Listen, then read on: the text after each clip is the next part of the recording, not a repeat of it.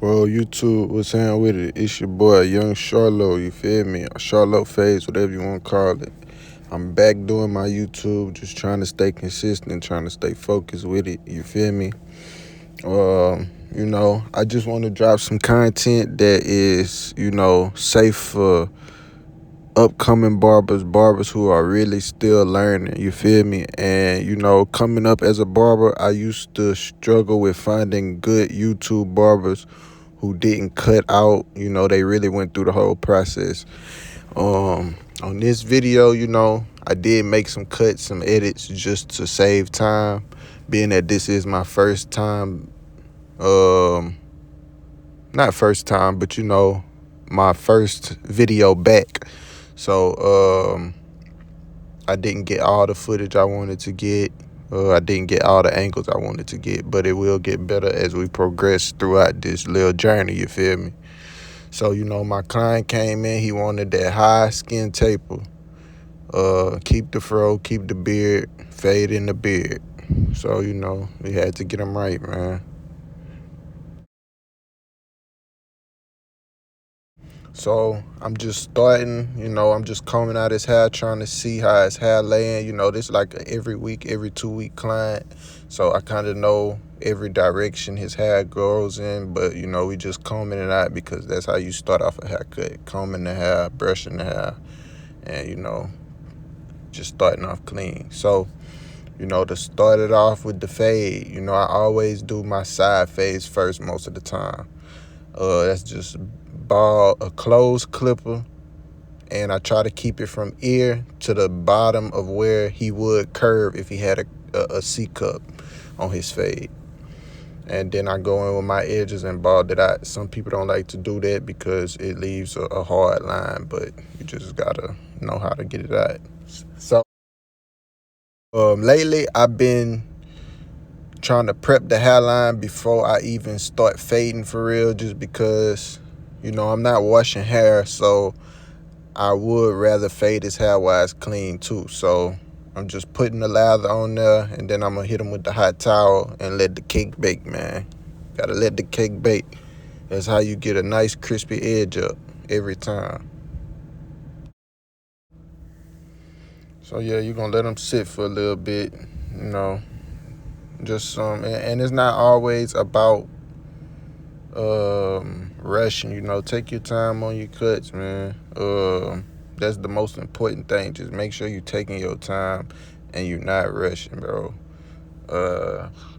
And on top of that, like, just let them enjoy. You got to give it experience. It's not always about how clean you cut, and that's another thing I want to bring to my YouTube experience. I want to give y'all the game on just retaining clients and keeping clients too. But to this fade, we're going to get on that later. To this fade, you start off with that open clipper. Probably like an inch, just whatever you desire, whatever feels safe for you. I always go like an inch to a little bit over a half inch. And to get that out, you're going to close your clipper halfway. Once you got a clean, smooth, open guideline, you're going to close your clipper halfway. And then you're going to close your clipper all the way. And then if you still see it, you get your liners that you balled him out with, and you hit it, and you take the corner of them liners and hit all the dark spots. And, it'll give that illusion. And another thing I noticed along the years of cutting hair, you always up close on the client. So sometimes you need to step back and look at it from a distance and see how it looks. So, you're not doing too much, because as barbers, sometimes you want to be a perfectionist, and sometimes you end up doing too much. And I ain't gonna say it ruins the cut, but you could have left it and it would have looked just as good.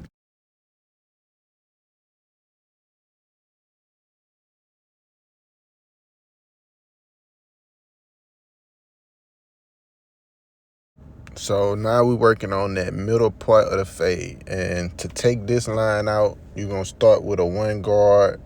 And me personally, I always just try to do the corners. when you get close by the ear, because you don't want that fade to get pushed up or nothing. So yeah, I'm just working out my blade, pulling that, and then I take the one guard off, and I use my open clipper to get them dark spots. You can see me picking at just the darker spots and not really worried about the whole fade right now, because I know a guard won't hit those darker spots. You need something more abrasive, so you use a fade blade open clipper. That'd be the best thing when you're just trying to skip that zero guard. But that is another way you could have went and got that line out, was with a zero guard after your one guard.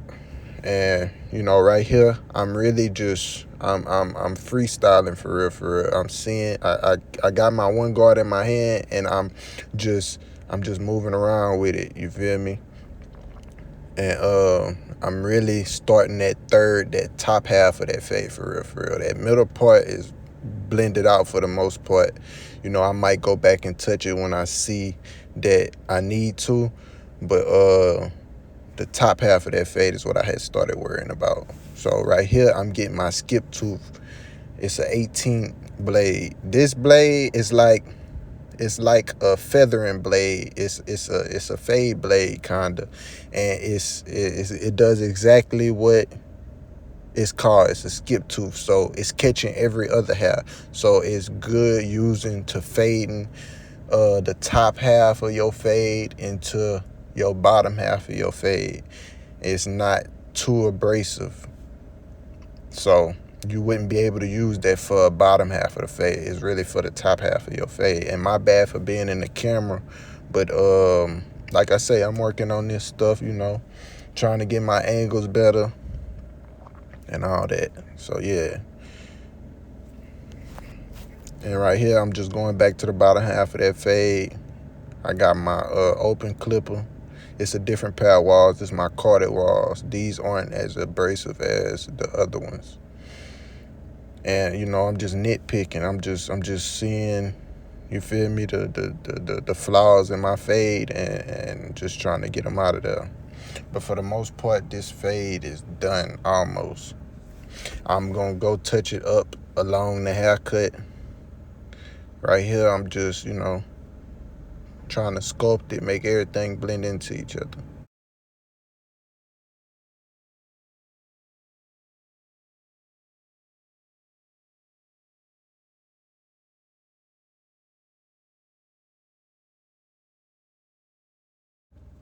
So I'm about to start on this lineup, but I skipped the second part of the fade just because all the angles wasn't there. So me personally, I like to start on the vertical bars, or if they got a C cup, I like to start on the C cup. Sometimes you'll catch me starting in the middle of their head, as far as like the straight line across, the horizontal line across, but I like to start on the sides for the most part. It gives me my foundation. It gives me a better outlook on where I need to place their line.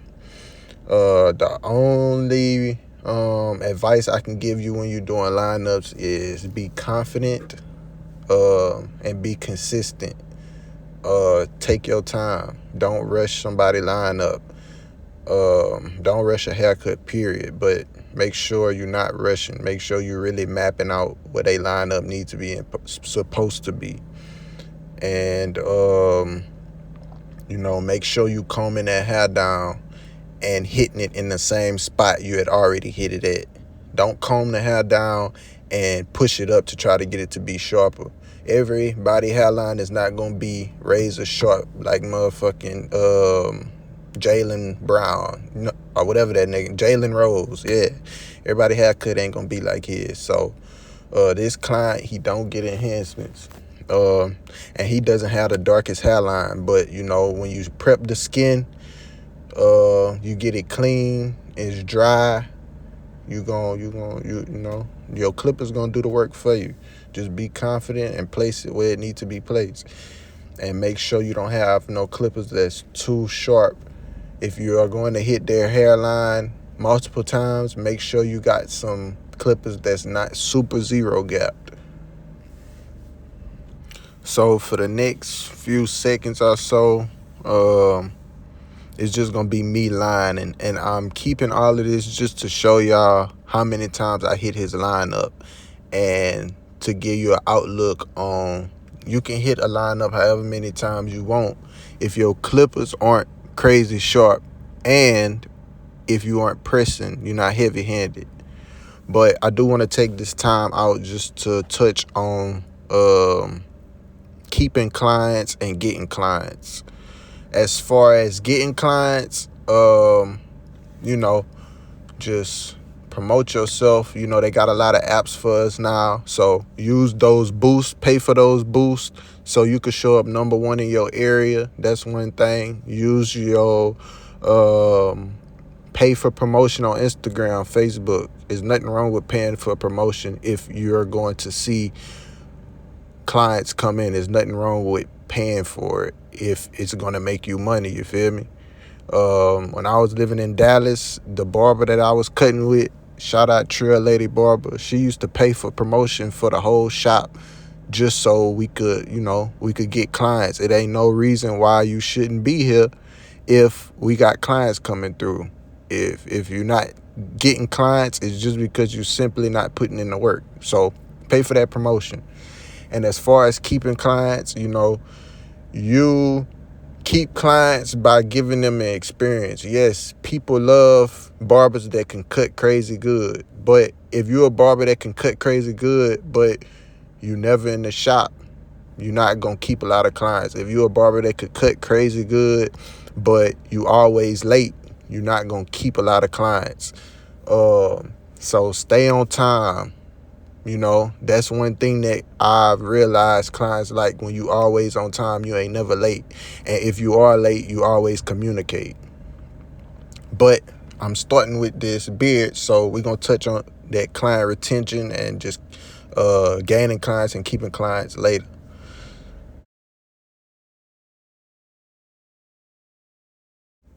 So to fade a beard, you start open. You really don't need guards most of the time. Open, and then you halfway, and then you close, just like a regular fade. That's for the top part.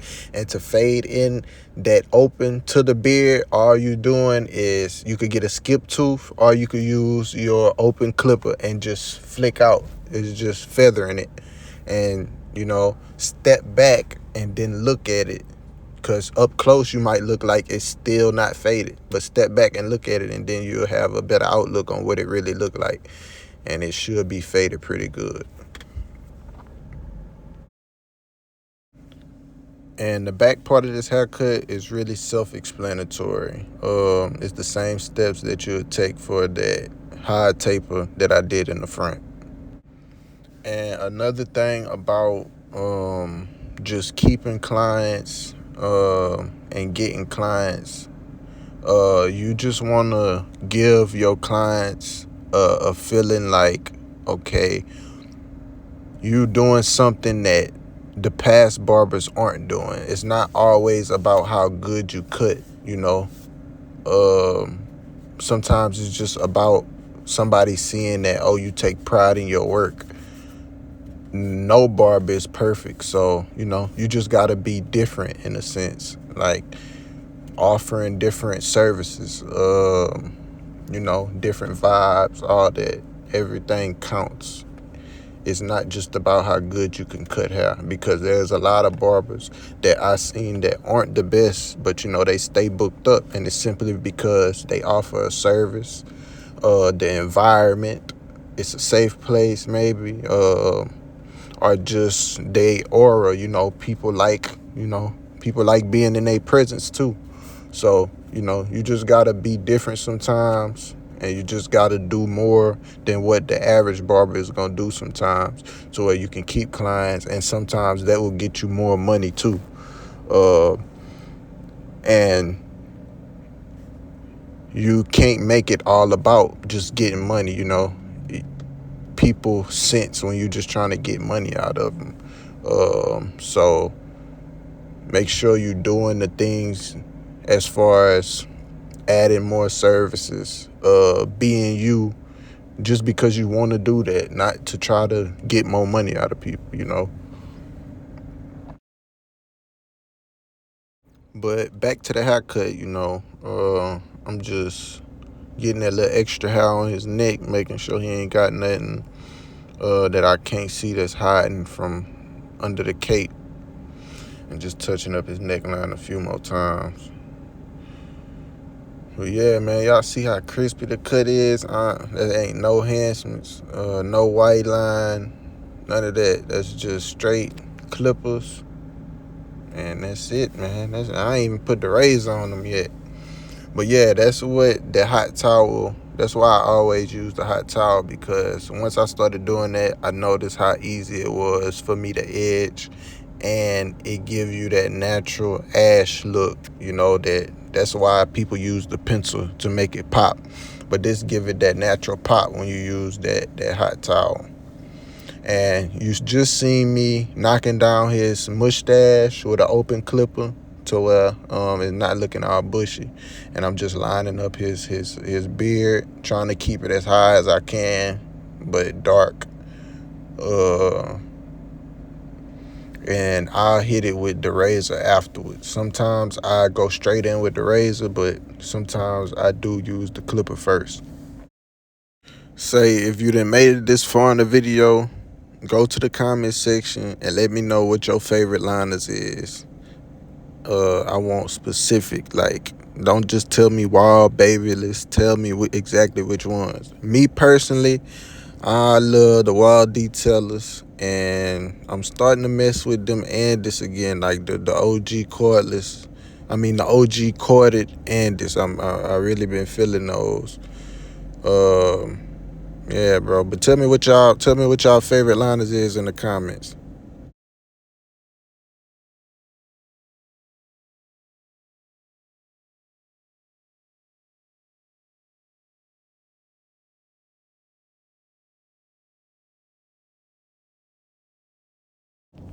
And right here, you see me hitting it with the razor and the shaving gel, just putting that finishing touch on his beard. But that's one thing that'll set you aside from other barbers. Just knowing how to be a old-fashioned barber, for real, for real. People love enhancements, don't get me wrong. But when you could do enhancements is easy to master. Being a OG barber, as far as not needing enhancements, just giving you that old school vibe, straight clippers and liners, razors. People love that. So make sure you add that to your arsenal as an upcoming barber. Don't try to jump in the game straight on enhancements. Make sure you know how to build a foundation and have a cut that can last you a week with no enhancements.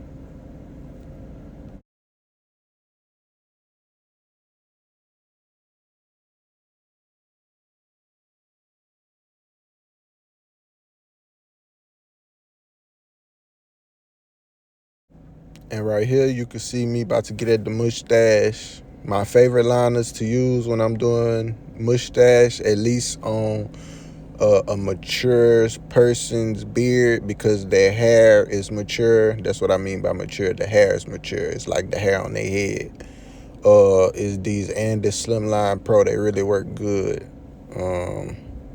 Most definitely. But man, as you can see, bro, the cut coming together, he looking razor sharp, high and tight, whatever you want to call it, casket fresh. And like I say, that's with no enhancements, bro. So, man, am I the GOAT or what?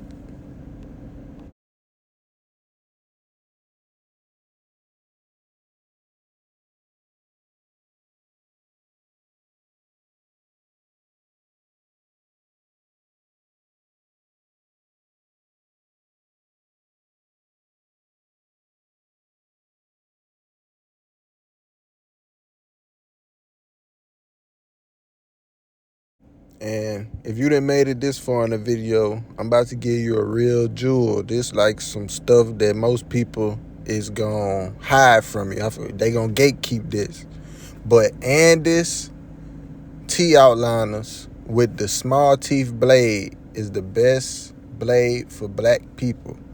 All the clippers that's being made today, the liners, they all got blades with long teeth on them. They still hit after they modified and whatnot. But if you get a Andis blade with the small teeth on it, they will hit right out the box. You don't need to do nothing to them because the smaller teeth just work better for our hair. And it won't pull at the skin. You ever trying to take the hair from under somebody's neck and it go into their skin and they pull it, and that's because it's the long teeth hair. I mean the long teeth blade. So that Andis blade is short teeth is gonna be smooth sailing. So that's a gem I'm dropping for the people that they made it to the end of the video. Go ahead and grab you some Andis with the small teeth, and you know you're gonna be real satisfied with that blade and these clippers together. For sure, for sure. But yeah, man, y'all see it, bro. Straight line, sharp beard. I mean, what more can you ask for? And then you see me with my balding, my shavers. I only use this for the side of the fade. I never use it for under the neck. I never use it for the back of the neck, just because black people, our hair tend to curl up before it even come out of the pore. So that's why a lot of people be having ingrown hairs. We deal with ingrown hairs enough already, so it would just make it 10 times worse if you shave into the skin. So I wouldn't advise you to be using shavers on black people, or at least ask your client before doing it. And I just put some little mousse in his hair to get it some moisture. But y'all see how crispy, clean, straight, natural haircut, razor clippers. And that's all you really need. You see how he came in? I ain't really get a good before, but man, that after hit. But man, y'all like, comment, share, subscribe. I appreciate y'all watching, man.